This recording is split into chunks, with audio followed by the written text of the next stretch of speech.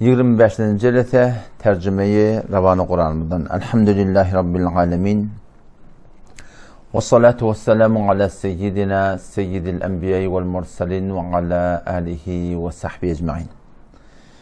Geçenki dersimizde Sure-i Bakara'dan 24. etede şol Yahudilerin arasında has bir sıfatın bağlığı belli oldu.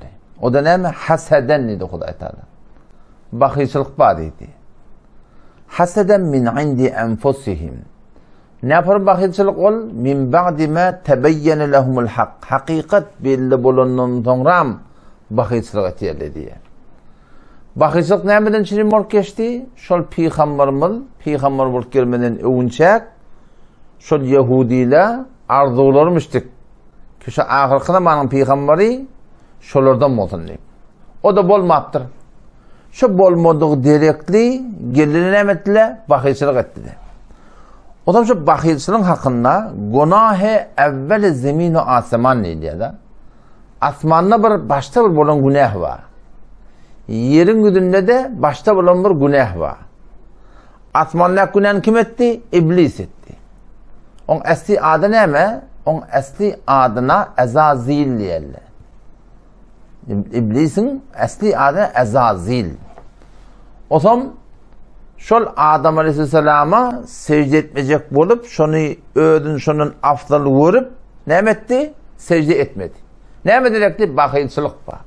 Tekebbür var. Ödün ulu kongur diye tekebbür Ezazil ra khar ket. Bezindan-ı lanet gireftar ket diye.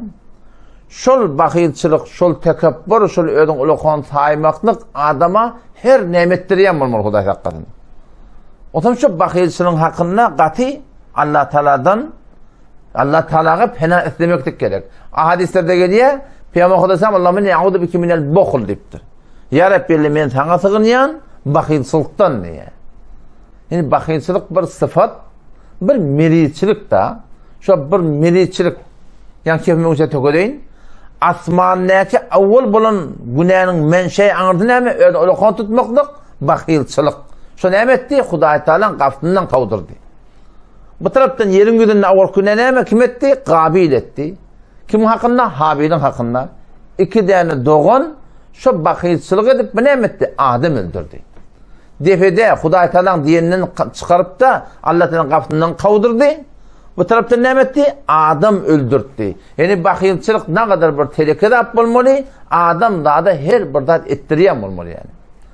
O zaman şu daydan Peygamber Huday Semet ummetine talim vermeden çüreyim. Allah'ın ya'udu bike minel bokul. Ya Rabbi men sana sığınayan bakıyçılıktan deyiptir diye. Şu atamana bir ödün tecrübe et yani bakıyçılık diyenler de içindeki bir dağıt o. Hamana önünde bir tane sahil gidiyor. Bir dilekçi gidiyor. Bir muhtaç diye. Ya tohmut içinde bir gerekli bulutturan adam oluyor. Toy edecek. Muhtaç buluttur. Mediçiliği var. Hayti bir kıyınçılığı yaptır. Tenine de bağ. Şonu kömök edetin geliyor. İçinden ne mi geliyor şunla? Bakıyçılık geliyor. Burada şuna sana berdirmeyecek buluyor. Şunu diyelim bakıyçılık. Bakıyçılık adamların vücuduna girse şu adamları her burada ettiriyem mi? Huday hakkında ne mi? Adam öldürdüktür biliyor musun? Biz sağlık etip erkek şu yankı cemaat tebliğe çıkamızda hekimcan meni ödedi otur. Gurulmadı meni ödedi, eten ödedi. Hava. Cemaat tebliğe etip erkek şonuna 2 nefer bana şekip etti. Bağışla kefim yanlışmayın. Cemaat tebliğe etip erkek 1 nefer etti.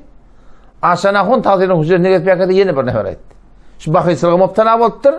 Ahuna aşağı adama Adem öldürecek diye da şun uğruna gitsen her nimettiriyem olmalı. Hemen şu öyle bir şey cismimiz de şey. Şu cismin haydi bir ozvun içinden ayıplasa daşından peyda yok. Göz hemen 50 nemece du anlatındaki nur tönüptür görmeye. 50 neme du damarı tünüptür ya. Damarı şişiptir ya. El kıymılamıyor. Asanak yani. Ayakta şeyle kulliye ortandaşından du ama etmeli işini edenak. Kalp da şeyle. O zaman şu kalbin bir Teleki yağdayı ki kalba geliyor ne mi? Şu bakıyçılık geldi, vursan 50 nemece. Qavadım. Ama şu qavadım deyip durunda adam, şu içinde şu meliçilik bolup gerekli, adamları her burada ettiriyen mamur ki, o da 100 yıl evunçe peygamber'i gödeşip durla. Hali sünnet cenglerine dağıtlarını ya Rabbi Allah, şu ahir zamanın peygamberinin hormatını diyen duaları edip de, öldürü inerken geldi oluyor şu. Sizin atanı diye karşılayan gurunu her şimdi öyle karşılayan adamlar aydıp dururlar.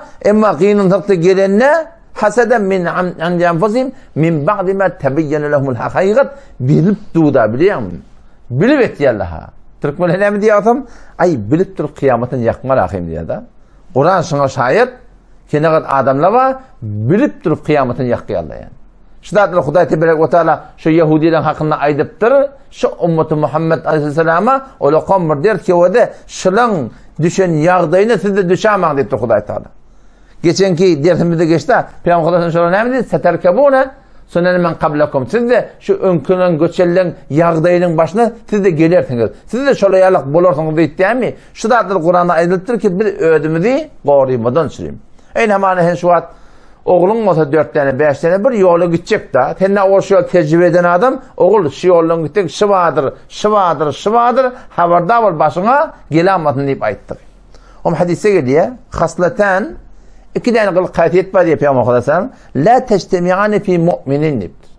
İmanlı adamda şu 2 tane teleke kılık hergit bolmor deyiptir. Üç mü yaşa deyiptir. Bir ne mi? El bukhul bir bakıcılık o ben ve su'ul hulk teleke ahlak deyiptir. Bir adam mümin olsa, çın Huday deyip verilir, çın olsa, kalben Allah Teala'ya imanı olup, Allah Teala razı olsun deyip veren adam olsa, bir de bakıcılık edecek ki, bir de bed ahlak dışı adam olacak ki deyiptir. O yine geliyor, Kur'an'da geliyor, وَمَنْ يُوقَ شُحَّ نَفْسِهِ diyor Huday Teala. وَمَنْ يُوقَ شُحَّ نَفْسِهِ فَاُولَٰئِكَ هُمُ الْمُفْلِحُونَ. Her kim şu nefsin bakıyçılığından taklansa diye da. Yani Allah Teala tevfik kılıp bir adam şu nefsin bakıyçılığından taklansa Allah Teala ne mi diye? فَاُولَٰئِكَ هُمُ الْمُفْلِحُونَ. Şöyle khas necat tapacak adamlar, denanalar deyiptir biliyor musun? Şu nefsin bakıyçılığından katı Huday Teala fena etmemektir gerek. Ortadan işlep yersin. Şuna menes ve hayatı bir yağdaylar var. Şun yağlak yağdaylar da başka Müslümanların eve gitti. Ha. Pişreft ettiye, işi ötüye, şudatlara bakıcılık, evet, edamallar ki verip duran kim? Allah Teala verip dur. Sen şuna bakıcılık etten aynı Huday Teala'nın berenine narda ayalak koyuyatın buraya. Narda ayalak koyuyatın. Onun şu an hakkında katı haberdar olmaktık gerek. Şimdi paraydı cedid dertemede. Cedid dertemede de yine şol Yahud milletin Mesihinin teleki kılık hafiyetleri. Şudatlara aydılıptır. Ki Müslümanlar da sıratta tapılmasın, kıyınlık da tapılgı sıratlar. Ne mi diyor o da? وَقَالُوا لَنْ يَدْخُلَ الْجَنَّةَ إِلَّا مَنْ كَانَ هُودًا أَوْ نَصَارًا تِلْكَ أَمَانِيُّهُمْ قُلْ هَاتُوا بُرْهَانَكُمْ إِنْ كُنْتُمْ صَادِقِينَ وَقَالُوا Yahudiler ayettiler diye لَنْ يَدْخُلَ الْجَنَّةَ hergiz cennete girmer İlla men kana huden meğer bir adamı ki Yahudi olsa ev Nasara'ya Mesih'i olsa fakat Yahudi ile giremez cennete diye. Bir adam Yahudi olmasa Mesih'i olmasa ola cennete şundan başka girecek yok deyiptirler da. İddia et yani öyle mi?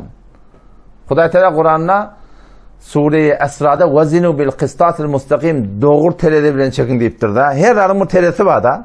Şu pamın teresi var, gıdılın teresi var, havan teresi var, amalın da teresi var. İmanın da teresi var, ahlakın da teresi var. İman, amalın teresi neymiş? Kur'an. Kur'an'a gelmedi, Kur'an sana ne için numara veriyor? Kur'an sana yandan teyit ettiği mi? Şeriat sana yandan teyit ettiği mi? Yoksa halkın evini bilen ya halkın yamallarını bilen o da adam mahiyeti, hakikati ütkemiyor yani. Ne deyiptirler? وَقَالُوا Yahudiler ayettiler لَنْ يَدْخُلَ الْجَنَّةِ hergiz cennete girmer illa meğer men kâne huden bir adamı ki Yahudi olsun ev Nasara'ya Mesih'i olsun şu adamdan başka hiçbir cennete girecek yok diye. Hatmen Yahudi olmalı ya Mesih'i olmalı. Şimdi Huday Teala'nın tereti ne mi diye? Kur'an ne mi diye? Tilke emaniyuhum olan yalan arzular diye de. Haheşat-ı nefsanileri. Öğlerine oturup biçiptirler. Her gayeti öğdünü öğütürüyor. Ya Mesih'i olmalı ya Yahudi olmalı diye. Hop, şimdi bir Beyti Farsi var. Eğer avudallap aydıp desem çun sokan ne gofti ba tokas nedaret kar diye da veli çun to gofti delileş bir yer diye. Çun to sokan ne gofti basın bırak diyen hak. Hiç otuyun da şeylerlin. Kes nedaret ba tokar. Temati otuyordun elle nemeze. Hiç bir iddian da yok. Hiç kim temeli işi yok.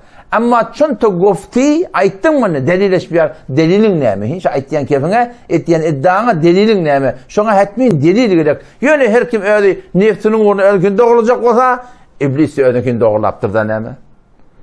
İblis ölkün doğrulaptır ne mi? Adam ata vakti kese secde etmeyenine Allah Tebarek ve Teala ne mi secde etmedin bana diyenine ne mi diyor şu? Kale ana hayrun min bundan gavdu etti ya da. Halaktani min nar min ottan yarattın ve halaktahu min tin. Bunu falsıktan yarattın ve de ödü tevcih edip ödükün doğru koyuptur değil mi? Eğer karar olsa her kim ödükün doğru değil mi olsa onun da delili öd yanından, öd aklından, öd nefsinden bulma olsa onu iblisinki de doğru. Her kim ödükün tevcih et yağasın. Allah Teala mı diye? Kul hatu burhanakum aytçalara getir delilini de in kuntum sadiqin. Aytyanın çıkmadı delilini getir deyiptir da şeyden. Şun konu Müslümanlıkta şeyden. Yani kuri Yahudi olsan, Mesih olsan o da şu atla var avudan atla ha. Huden yani hada Yahuda huden yani tövbe delle diye ayttığı şey. Adı Yahudi diye la. İnnellezine hadu onları ki rücu ettiler, tövbe ettiler. Şöyle ne Yahud deyiptirler, ne hadu deyiptirler. Ne mesela huden niye? Şöyle Yahud diyen kelimenin öyle tövbe delle diyen manatı var. Şimdi bilemedin tövbe deldi. Şöyle burada tövbe ettiler. Neden? Gusale perestiden, ardanan ilah bilmeklikten, Huday bilmeklikten tövbe ettiler. Şu zamanında şunun ardına Yahudi dektirler. Hep tövbe deldi ha şöyle. Ama sonra tövbe saklamaptırlar da. At, avudan at. Anırdaki atta kılmaklığına göre avudan da sebep. Bitirin iş ediptirler. Huday Teala tövbesini kabul ettiriptirler. Allah Teala kabul ediptir. Yahudi adalıptırlar. Ama şun mahiyet, şun içerideki yağdayı sonra ütke ettir. Ne hemen attır? Fakat at kalktır diyor. Fakat at kalktır. Nesara ne mi? Nesara diyen Allah Teala'nın dininin kömekçisi ve ittiği. Ya eyyühellezine amenu. Allah Teala şey diyor. Ya eyyühellezine amenu. Ey iman erkekler dinaneler. Kunu ensarallah. Allah'ın dininin kömekçisi olun. Kema kâle İsa ibn Meryem'e lil havariyin. Hemçinani ki İsa Meryem'in oğlu lil havariyin ödiyarlarına ayıttı diye men ensari ilallah. Allah'ın yoluna kim kömekçi olacak diyorlarına. Kâlel havariyun. Şu Mesihliler, havariler ayıptırlar. Nahnu ensarullah. Biz Allah'ın dininin kömekçi deyip bir zaman ayağa kalktırlar. Şu Nesara diyorlar ha. Ensarullah, Nesara at ne kadar avudan at. Biliyor musun? Bir vakitte şu an anırtıları Hazreti İsa Aleyhisselam men ensari ilallah. Allah'ın yoluna kim kömekçi olacak diyenler bir cemaat ayağa kalıp şu Mesih'i Nesara Allah'ın dinine kömekçi bolurlar. O anırdak dakılan at ne kadar avudan at biliyor musun? Ama bir yerde sonra ütke ettirler. Şu bir de ne mi diyorlar? Türkiye iman diyorlar da. Hol anırda bir at takılıptır bir de. Anırda bir at takılıptır. Şu at takılmaklık biter bir avudan da at direktli at takılıptır da. Bir 20.000 nefer dahi Türkler censiz davası sahabalan tabiinden veren davatını El-Kamusul Muhitti bir kitap başında ne diyor? Kepsiz gurunsuz diyen yalak hiç kan dökülmeyen bir tofar 20.000 nefer daha Türk'te geliyor Müslüman oluyorlar. Şu Türk'lerin adını Türkiye imanla kıptırlar biliyor musun? Şu anırdaki edilen iş dağıtta kılmaklığa bitir bir avudan da sebep oluptur. Ama şu avudan adın sebep olmaklığı bilen şu an salam şu mahiyeti şu doğru dağıtta kılmaklığın sebebi oluptur da şu an taklaptırlar. Ne mutlu olsam? Elem cihana padişah olupturlar sonra. Ama sonra şu adı saklamaptırlar. Ne kadar zillet o hali Türk milletin başına gelir. Burada da şu forum anırsı beter avudan at. Yahudi, hak tövbe ederler. Nesara Allah'ın dininin kömekçileri. Türkiye iman. Censiz davası Huday Teala yakin edip dini kömekçi olurlar. Ama sonra içerideki yağları ütkep. Yani şu ağda dayanıptırlar da. Öyle mi? Yahudi olmalı. Mesihî olmalı. Bizim anlayımız Türkiye iman ahim. Bizim Müslüman ahim. Şu Müslümanlayan kelime de ne var? Avudan kelime de. Müslümanlayan ben Allah'a teslim diye ayttık da. Ben Allah Teala'ya teslim diye ayttık. Ama Mufti Şafii rahmetullahi aleyh ştada şun hakkında söz asıptır. Ne mi diye o da? Kâhli diye de ama Allah'ın katı diye de tefsirleri zatları katı gedigül şey yani aytmada vurur başlarları. Müslüman-ı Necadi ya Yahudi Nesara'yı Necadi bir bargah-ı Xudavand hiç erzişi nedaret asıl iman ve amel salih mi var? Müslüman-ı Necadi yani Müslüman ile tadı Müslüman adı Müslüman Yahudi Necadi Mesihî Necadi Allah'ın yani hiçbir erzişi yok. Pes herkes ki yekiya az in usul esası guzarttı. Çe Yahud, çe Nesara, çe Müslüman. Öyle mi? Ve sebep binamı milliyet bize mi hiç kudra ihtiyarda cennet kararda. Ay havada biz anlayımız Türkiye imanla biz Müslüman akimeti billah ilahe illa diyor ki Muhammed Usta bize aytiyat ki hulasa bize bir cennete gideriz. Ne mi diye? Ferib mehzet. Yani öyle anlamak bulayım. Kiba vakiyet rabıtı doğru hem kiba vakiyet rabıtı doğru hem nedalet ettir. Hakikat bile hiçbir irtibatı yok. Hiçbir çatlığı yer yok diye. Ve hiç kiba ittikabin davi ne der nazar Huda ne zikmiş evet. Bir adam yönemin anlayın palani. Huda'yı yakınlamayasın. Ve ne mekbul ne Huda'yı kabul oluyor. Megerin ki ruhu iman ve amel salih der o mevcut başır. Adına göre içerideki yağdayı bol moli. Hemen palanın oyu var. Şeylem hava bariyan bağımı yok. Öy olacakmış ondan. Yani öy var da. Palanın bağı var. Bariyan tamam gurip pati. Bağ olacakmış ondan. Palanın kuyusu var. Bariyan voleman lule çare altı çıkanak oy. Yani çay olacakmış ondan. Palanın şahsı var. Bariyan kup gurip pati. Palanın Müslüman. Hani amal olsan mı? Amal etmek gerek. Amal bolmadı yani Kur'an'dan bundan bir de çörek çıkmıyor yani.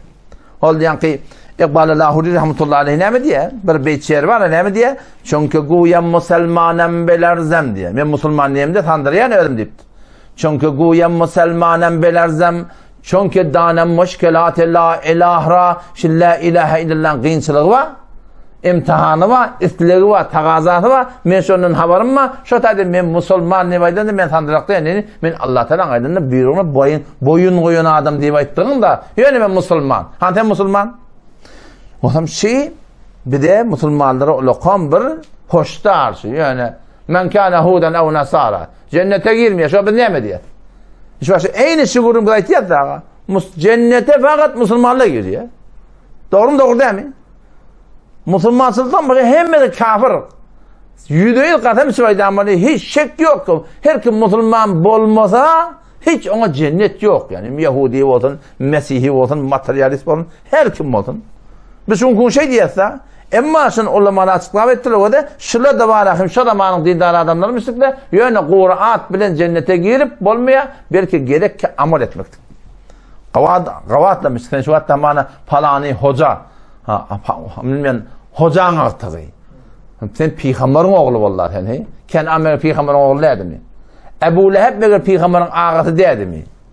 Ne mi peyda oldu? Zaten peygamberin oğlu bolmasan şubur ulu kongurun. Onun için daydan peygamber kadar sen terbiyetinin aşağında terbiyetinle sahabenin ulu kong gayrıtını emmiştik biliyor musun? Men münafık olamayın diye korkarlamış sahabeler. Sahabeler şundan korkarlamıştık da. Şu neydi peygamber şöyle korkuluptur. Onu gözlerden burada görüptürler şundan korkutturlar.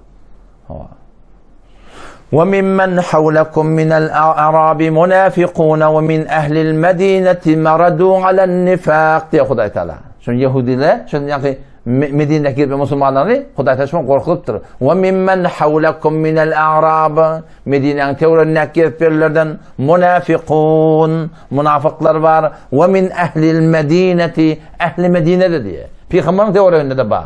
Meradun alen nifaq münafıkçılık adeti adamlar var diye. Medine Münevvere'de ve şehadet Kur'an sureye Ahzab'da geliyor münafık var diye de. Sahabeler hem şunu okuyup korkutturlar. Hey vay biz münafık olamayız. Ama bütün Türkmen Sehra'da eğer hem bir adam taptan ben münafık olamayız korksun.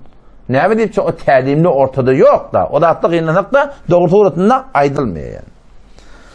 Sonra her bir iddia edilen ne mi gerek? Kul hatu burhanakum ayetçilara getirin delilini in kuntum sadiqin ayet yanlısı mı diye. Sonra Rabbim Allah Teala ve Teala bir düzgün ayet ya. Bir düzgün ma. Her kim şu düzgüne girdi Huda Teala'nın makbul şuladım. Bela men aslama vecehu lillahi ve huve muhsin فَلَهُ أَجْرُهُ عِنْدَ رَبِّهِ وَلَا خَوْفٌ عَلَيْهِمْ وَلَا هُمْ يَحْزَنُونَ. Şimdi düzgün şey. Şu düzgün ne? Her kim şu düzgüne girse Huday Teala'nın yanına şöyle bir dereceli adam oluyor. O ne mi? Bela hava diye Allah Teala. Ağrı diye bayttığı hava. Men esleme veçhehu lillah. Her kim öz vücudunu Allah'a teslim etti diye de. Ne mi? Öz vücudunu Allah'a teslim etti. Huday Teala ne mi diye boluyor. Hecap boluyor. Takkal boluyor. Tofun kokat boluyor. Namahreme selamlaşma boluyor. Ayet falan falan tertip boluyor. Yatın beyde bolmalı boluyor. Labasın beyde bolmalı boluyor. Dinadan gülüyor, tükür olma boluyor. Hayısı bir zat olsa boluyor. Yok, kurun yok yani. Men esleme veçhehu lillah. Yani vücudun Allah'a teslim et. Ya Allah sen ne miysin ben köfüm yok deyip du. Haydi bir de hata etti. Yalnızsa da iyiden tövbe bile ne edecek Kur'an diyeyim. Bela men esleme veçhehu lillah. Evet vücudun Allah'a teslim ettir. Ona soram. Ve huve muhsin. Bir tefsirde göre muhlis olsa diyor da. Zahırı doğru, batınına doğru olsa. Yani Huda için olsa bile ettiğin işleri. Ama Allah Teala mı diye? فَلَهُ اَجْرُهُ عِنْدَ رَبِّهِ. Şöyle adama, şöyle Rabbinin Allah'ın yanı padası var. وَلَا خَوْفٌ عَلَيْهِمْ وَلَا هُمْ يَحْزَنُونَ. Onlar için korku da olacak ya, narazi de olacak ayettir. Havf diyenleri var şu zamanın kurunda. Şu vatta da hatta korkacak yerler diye de. Gelecekte de narahati olacak yerler. Kim için? Men esleme veçhehu lillah. Öz vücudunu şeriata teslim et. Allah Teala ne mi deyip aytsa, men şoňa rady deyip aytsa bilýän. Şo suratynda da öýde muhlis de bolsa, şo suratynda Hudaý Tebaraka ve Teala şoň hem dünýäki gorkularyny hem geljekdäki gorkularyny Hudaý Teala biçak aýyrjak men diýipdir. Maqynan hakda şu Türkmen ilarasynda şu zatlar tapmaklyk kyn bilýän. Şu zatlary gaty tapmaklyk kyn ýani. İmtihan edýär orta. Şonu hem sen dikleşme bolýanda hen. Aytışma olayan, dişme olayan. Bizim Türkmen ilimizde şu unkun hem medattan şey murşiyarla meğer dininden çürüyüm. Dağıtken sen şu ağında var sen her dağda uğruş batarla var. O hatta bir tanış olan bir ne mi diye biliyor musun? İki doğan uğruştu diye bu doğan o doğanın hayatına fakat 2 sant yarım giriptir diye ha. Kerbici Mın hayatına 2 sant yarım giriptir diye. Dağıtça anır çek, beğer çek, ahir sabit etti diye. Şun şeyle kesiri bayırıptır ha. 2 sant yarımı diye. Şicile bir musulmansılık oluyor. 2 sant yarım sen ne hemen diye diyecek ki. Homşataydan o da millet çoğunkun dünyadan çim uğraşıyor. Benim dininden çim oklaşmaklık gerek, aydışmaklık gerek, değişmeklik gerek. Bir tefsiri yank şeyle. İkilen tefsirin ulamalar ne mi diye? Men esleme veçhehu lillah. Vücudun Allah'a teslim etti. Ö şeriata vere. Ö dine vere. Ö diyante vere. Ve huve muhsen ni tuğdadılar. Muhsen molun diptir da. Böyle hasen molmaklık. Kavulmaklık. Böyle muhsen molmaklık. Kavuluk etmeklik. Böyle nik molmaklık. Böyle nikukar molmaklık da. Böyle özün kavi, kavuluk etyen molmaklık. Yani. Hudaý Teala Kur'an'da muhtelif yerde şu lafzı muhseni getiriyor. İnna Allaha ma'allezine ittaqav. Allah'ın mededi, nusreti, kömegi kim bilen? Ma'allezine ittaqav. O adamları ki Hudaýa doğrudur ya Allah, şeriatına riayet etdiýärler. Vellezine hum muhsinun. Başdaki adamlar da kavuluk etdiýärler diye. Öyle öller kavi, kavuluk etdiýärler diye Hudaý Teala. Yani dinle öller kavi diye. Halka da kavuluk etdiýärler diye. Ve hakim ma'ruf hadis var men umum gurunlarda aytýana. Hakim ma'ruf hadis. Ki Allah Tebaraka ve Teala Rabbimiz bir yerik ferişteni veriyor da Hazreti Cebrail Aleyhisselam'ı başıdan ağdır deyip aydanına Ya Rabbi Allah ağladan bilen Arap geltir Ya Rabbi Allah şeyde bir adam mı yaşlı adam ağ sakkalı adam bir giyeceksin dangdara vatına Arap geliyor umumen Hudaý Teala secde edip yatan ibadet edip duran Ya Rabbi Allah şeyde bir benden mi deyip yani münnem etmeliğine Hudaý Teala ne deyiptir şöyle bir ağdır deyiptir diyor. Ne mi deyip şu in hemen narahati gördü. Şeriatı tertipler orada rengi ütçemi diye narahat bulanak diye da. Ondan sonra da yani öyle kavulunun bilen halka kavuluk etmeden halkın kavulmakını alada etmeden Müslüman doğum Allah Teala'nın yani biz makbul bolmayat yani. Hem kavulmalı hem kavuluk etmeli. Nik bolmalı, nikukar bolmalı. Kur'an'da Hudaý Teala vaade veripdir. Lillezine ahsanu fi hadihi dunya hasana Qawluq eden adamlar üçün dinle qawluq var dedi. Qawlan adamlar da şimdi demektir. Lillezine hasanu demektir Huday Teala. Lillezine ahsanu deyiptir. Qawlan adamlar üçün dinle qawluq var demektir. Qawluq eden adamlar qawluq var dedi Huday Teala biliyor musun? Hem qawwalmalı hem qawluq etmektir gerek. Peygamber Aleyhisselam mübarek hadisine geliyor. Peygamber Aleyhisselam bir kefi evurlab istirab aytibdir. Ad-dinu an-nasiha. Din yerleri xeyrxahi. Din yerleri oňa muňa yaxşılık etmeklik. Yine evurlab aytdi. Ad-dinu an-nasiha. Din yerleri yaxşılık etmeklik. Yine aytdi. Ad-dinu an-nasiha. Din yerleri yaxşılık etmeklik. Ondan şayet bu şefederesinde biri ve falanı hadi yaxşılık etmek. Hemen namaz okuyorlar. Arada tutunak. Zekat verenak. Yani halka yaxşılık etyen. İşi oldu evinde. Bu kimin manası ne mi biliyor musun? Peygamber Aleyhisselam şöyle diyor da el haccu al arafa deyiptir da. Hac diyenler arafa deyiptir. Yani meydan Arafat var ya kuha Arafat. Şu Arafat'a minmeden den hacın kullanmalı kabul le. Hac Arafa diyen ne var? Hacda kâne amallar ediliyor rahim. Ama hacın rukn esliydi. Esli buradaki şun etmeden kulla hacın aslında bir yıl çıkayt yerinde mi? Arafa. Şu taydan burada mirilep yatan navata. Qiyimlap bilmeyen etiyor şu da. Şunu burada talaca burada mindirip, eltip şu da bir koyup o zaman altta etiyorlar. Ne mi diyeyim? Şunu hacın esli rukunun biri şu. Hacda şu bolmasa, kullen hacda bolmadığı. Ad-dinu an-nasiha diyorlar şu manada düşünmeli ulamalar. Yani o dinde ne kadar rahatla var. Namaz var, arada var, zikr var, telavat var, zekat var, ne kadar amallar var. Ama dinin hakiki rukun ne mi? Ad-dinu an-nasiha. Din yani xeyrxahi. Başçaki adamlan edip taydan, hurmat taydan, ahlak taydan, şeriat düzeltin, adamını düzeltin diyen şeyde bir duygu olmalı adamda. Bizim Türk milletinde bu da kullanma rahim. Ortadan çıkıgılı ne mi? Ay öğün qavatan oluyor, halkın işin olmasın diye biliyor musun? Peygamberimiz ne mi diye? Öğün qavvalmaklıktan olmuyor. Başka kişilere xeyrxahi. Ad-dinu an-nasiha. Din yerleri başka kişiye hayır getirmekliği adet etmeli. Ne kadar adamlar var? Qavluq etmeden yağda Allah. Ne mi de söyleyeyim? Yaxşılık yamanlık körüşe tamallık diye. Ben yaxşılık ettiğini yamanlık etiyor diyor. Yamanlık etsin. Sen onun çemeden hakimden. Sen yaxşılık et sogaptan sürü. Ne? Sen yaxşılık et Huda için. O taraf toram yamanlık etsin. Biz onun için etmeliler. Eğer biz yaxşılık ettik, yaxşılık koyacak deyip bundan sogap yok. Yaxşılık koyun, yaxşılık et, yaxşılık edip yaxşılık koyacak deyip bundan sogap yok. Yani bir defa yöne. Şu tarafı ağırdığı ha yöne. Yaxşılık etmeyet, yaxşılık koyacak deyip ya Rabbi Allah. Yani yaxşılık etiyet, ne mi? Yamanlık etiyerler. Şu yamanlar var biliyor musun? Yaxşılık etiyet, yaxşılık koyacak diyeyim de. Yaxşılık etken de yamanlık koyuyor. Şu adamlarda ağır degen adam. Onda da yadamallar yani. Onda da yadamallar. Sonra Huday bilse oluyordu yani. Böylece usta kafa gezdik onu yani. O zaman Peygamber Aleyhisselam yankı kefi evurlap üst sırap aydıp. Ad-dinu an-nasiha. Din yerler xeyrxahi. Din yerler ona muğa hayır getirmek. Din yerler ona muğa hayır getirmek. Din yerler ona hayır getirmek. O da şu ortada biri limen ya Resulallah kime hayır getirmelidir da? Hayır getirmeli yani. Xeyrxah olmalı. Yaxşı niyet olmalı. Limen ya Resulallah kime hayır getirmeli? Onu lillah dedi. Onun için Huday Teala xeyrxah dedi. Neyme hakkında? Allah Teala'nın hakkında, tevhidinin hakkında. İtikadın hakkında.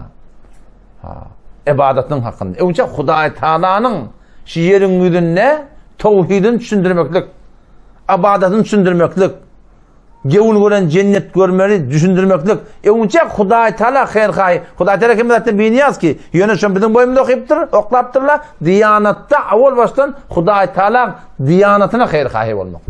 Huday Teala'nın zatının hakkında, sıfatının hakkında ne bilmekte gerek? Qavluq bilen tebliğ etmekte gerek yani. Huday degil tuqa gödeptirmek doğru değil yani. Ondan sonra neme? Veli kitabihi deyiptir. Kur'an'ı xeyrxahi. Yani Kur'an'ı geliye bir tecvidini öğretiyor. Bir ruhanini öğretiyor.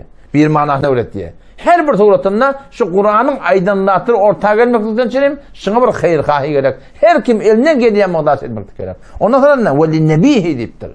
Peygamber'e xeyrxahi. Ki Peygamber'e muhabbet ortaya gelsin. Sünnetler ortaya gelsin. Aydalar ortaya gelsin. Diğerler ortaya gelsin. Veli aimmetil muslimin. Müslümanların başlıkları var. Şunları xeyrxahi. Ki yanlışan yerine aitmaklık. Hava. Hakkı şeriattan çıkıp duran yer olmasa, idin namaz okuyup da şuna kömekçi olmaklık ve ammetim umum musulmanların hayır deyiptir diye. O zaman şu aslı musulmançılık diğerlerinin özü şey. Aslı musulmançılık var ya, başta ettim ha o da el haccı ala arafa diye yapıyorsan. Haç diyeler arafa deyiptir. Haçtan ne kadar da atlama, şu arafa minmesen, arafata minmesen, sen hacın bolmadığı. Musulmançılıkta da kendi atlama. Şu kendi adın içinde en ki muhim adın biri şu bolmasa sen musulmansının bana Huday Teala'nın kabulle o da ne mi? Halka hayır yetirmeklik. Yani öyle kavda. Namazlı, dehretli, mescitten kalmayan ama hem sayeti ölülmen etmiyor. Hem sayeti azatı, hem sayeti kurval salpırınak, hem sayetinin kıyınçılığı var, hem sayetinin naraziyeti var. O bile işi yok biliyor musun? Fakat öz fikrine, ola adamla Huday Teala'nın kavub olmayarlar yani. Hoşça Teala şey diyor da, bela men aslama veccehu lillah ve her kimi ki öz vücudun teslim etti Huday Teala ve huve muhsin özde halkada yaşlılık ettiyen olsa felehu ecruhu inde Rabbi onun öz Rabbinin Allah'ın yanına sol için paydaş var ve la khawfun aleyhim şeyde bir musulmanlara korku yok ve la hum yahzanun narhati de yok deyip duruyor. Mesela şunu görüyor musun musulmançılıkta hem korkulu bizimki narhatiyle bizimki bizim musulmançılığımızda şu var yani var akım narhatta adım tapmaklık denir ne mi deyip şu an şerti bitmeyen de men esleme veccehu lillah her kim şeytan deyip de Huday Teala şu bitmeyen nuğuyla takta şu bitmeyen nuğ kafirle in hemen gelip bir yerlere hoşluk bile ne mi deyip şun sen la ilahe illallah diyen na sen Muhammed Resulullah diyen sen her namete de adım musulmanlansın ne sen şu tayden edip boliyat şu tayden bir horlayalı ki bir dolunayın deyip ola ki kullen sağından çıkırlar biliyor musun? Ola kullen sağından çıkırlar yani. Petonda la khawfun aleyhim korku olmayacak olsa yaşayışımızda neşi bolup duran yağdaylamızdan dünyada epek gidemizde gelecekte de hiç narazı olmayacak olsa ne etmeli? Öz vücudunu yaşayışın Huday'a teslim etmek gerek. Hoşça tuğratında var akım diyanatta ona buna hayırhah olmak gerek yani. Mufti Mehmet Şefi İsmail rahmetullahi aleyh iştihada bir gen dağda ihtiyada. Şu zamanın musulmanlarının narahat bolup ihtiyada. Narahat boluya ki şu musulmançılık diye ne yaparım bolu oluyor da. Bir ordu şehirde ediptir da. Vezme hem he nesara deyiptir da. To temettün me hünut deyiptir. Bizim daşımını görsen Mesihilere mi deyiptir da. Yaşayışımı deyiptir Hinduları mı deyiptir. O zaman biz Şia'da bilen Huday Teala şey deyipti o. Daşımız da bir de, içimiz de bir de, bir de niye de hoşluk gelmeli biliyor musun? O zaman şu zamanlarda var ha, khası bir öz namatımızın hakkında katı fikretmektik gerek biliyor musun? Dinan oğlan uşağa dindarini öğretmektik gerek, hecabı öğretmektik gerek. Ona da hecabı öğretecek olan iki iş etmeli. Bire sonra dua ettirmeli. Tenlerden dua et, hecaptan gurur vermeli. Bir de hecaplı dinanı katlaştırmalı. Oturtturmalı ki şu da atlar düşüme geldim biliyor musun? Bu hukumumuzun Türkmen ilerhamında hecap dilini o da şeylece, yüzünün şeylece kilip Suriye eteceğinden ştatında koyduğundan bir yana koyduğundan hecap mukadiyeti. Halbuki bula teyada avratını örtüktür da. Hecap diyelde şu kadar Türkmen çarşı var ha, şuna mengiliş burdak giymeli, yüzün bürünçekli olmalı, yıkı bir gödü görmeli. Şu asıl hecap diyellerin ölçü o, mehrem namehrem Huday Teala koyup da şeriatta, şu da atlar rahat edecek olacak. Oğlan uşağıma da talim vermeli. Talim de öyde olmalı biliyor musun?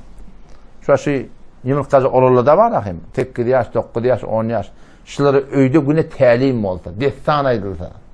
Destan beter tüyücü oluyor da. Oğlanlar sonuçta ne kadar dağıtları öğreniyorlar. Her gün oğlan uşağımın 3 yamatı oluyor. Medreseden geliyor yamatı oluyor. Bir hanım adamın 3 yamatları oluyor. Şunu otur fezail amal olsun, fezail sadaka olsun. Şu dini talimi kitaplardan şunun uçağı okuyup çıktı. Eline teyarlap da tücrük bir oğlan uşağı aytmaklık gerekir. Şu aşağıda ne mi? Kağız ne mi çıltan şurada? Kıyışlarından sonra doğrulak olmuyor. O son hayatta da ki şimdi inşallah şunu ben size aytıp vereyim. Yine de şol Yahudilerin kurduğun. Yahudilerin iddiatı var ki Mesihiliğin hiçbir itibar eder yazıları yok deyip. وقالت اليهود ليست النصارى على شيء. بين يهود لغاية كبير. وقالت النصارى ليست اليهود على شيء. بدأ مسيح لغاية كبير. وهم يتلون الكتاب كذلك قال الذين لا يعلمون مثل قولهم. مشرك لغاية كبير. الله تعالى فالله يحكم بينهم يوم القيامة فيما كانوا فيه يختلفون. وقالت اليهود يهود لرأيت ليست النصارى على شيء. مسيحي'den Hristiyan'dan hiçbir etibar eder yok dedi. İncil deyip yerler, İsa deyip yerler. Bunun hiçbirinin etibarı yok. Yahudi de şey deyip durdular. Hop. O taraftan Mesih'de ne mi diye? وَقَالَتِ النَّصَارَى لَيْسَتِ الْيَهُودُ عَلَى شَيْءٍ. Hristiyanla Mesihiyerle öyle Yahudilerin bunu etibar eder yok. Yani din deyip yerler, muta deyip yerler. Bunun da hiç anlamı yok deyip durdular. Allah Teala ne mi diye? وَهُمْ يَتْلُونَ الْكِتَابَ. Halbuki kitap okuyorlar diye.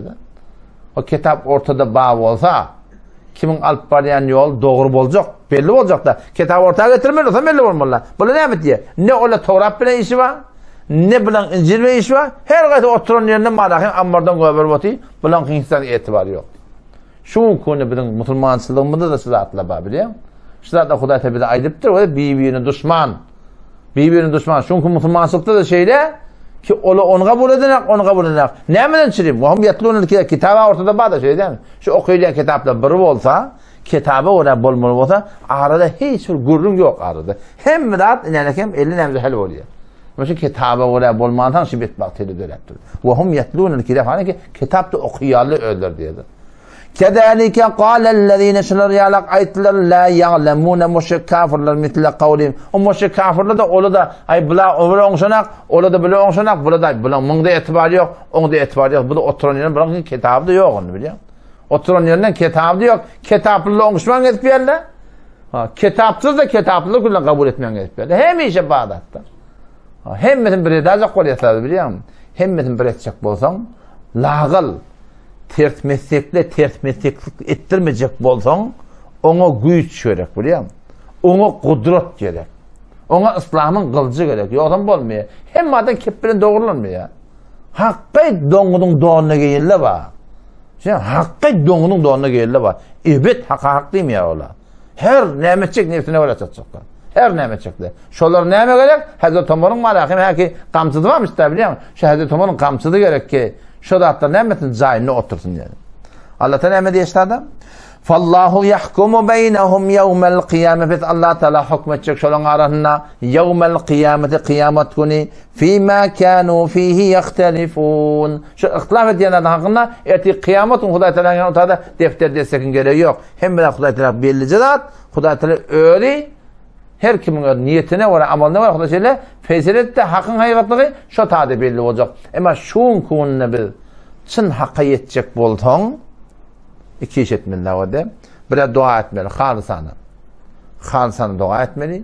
Bir de soramalı. Bana hazahun kitaptan kokudip bir. O doktorunun biri kümmede varamında. Ama öyle tarif et ya da. Şimdi başlayalım. Aklan zedetin hava. Aklan zedetin doktorunun biri beni çörekhana vardım diye da. Onun gözüme dönelim bilir diye adı ahun. Bana diye kep kaktırdı diye adam. Ayeti 47 doğru deyip verirler var. Mine ahuna bağımsı dedim diyor. Vaat etti. Nerede vaat ettin diyor. Kitabın adını versen. Ay kitap ne mi gerek? Yoksa bir kitabın adını ver. Bağbatı bir de yiyecek bir de daşiyemde. Bir de aşiyet. Bir de hurşiyet. Bir de başladı yemek dedim diye da. Yok sen kitap ben işim olmadım. Böyle şeyler. Hulasa kıyıkçıya sonra ahiri bozgulluğa baktı biliyor musun? Kitabı varsan hem medat efeşkar belirce vurun. Sadece orada dua etsen o bir defa bana ahuna yazıp verdi. Yazıp verme Hanefi mezhepten ne? Onun sonra hakikatin öyle ne mi ortadan belli olur. Yani şu umum şu davet yerleri var da. Şu umum davet yerlerde adından Türkmen iyiliğin arasında bir daha da göremek ki öyle hareketimizde şu görüyen öyle. Değil mi? Bir daha da şu davet yerleri var da. Her gayet bir kaptanın hulasa menki doğru deyip yatırlar. Şolun ağzından men bir kefe şu açım eşlemek yani. Kahva oturan adamlarına şuna etsin ki Müslüman doğullum.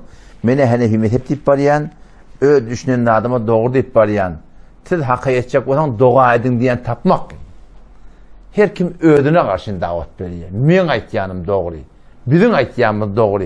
Milleti rahnamayı etmiyor ağa. Mena düşünen de adım şey. Siz Hudaydan dua edin. Yalvarın diyen tapmaklık kıyın yani. Neymiş etmiyor şöyle? Neymiş etmiyor şöyle? Burada adından korkuyor da şöyle şey değil mi?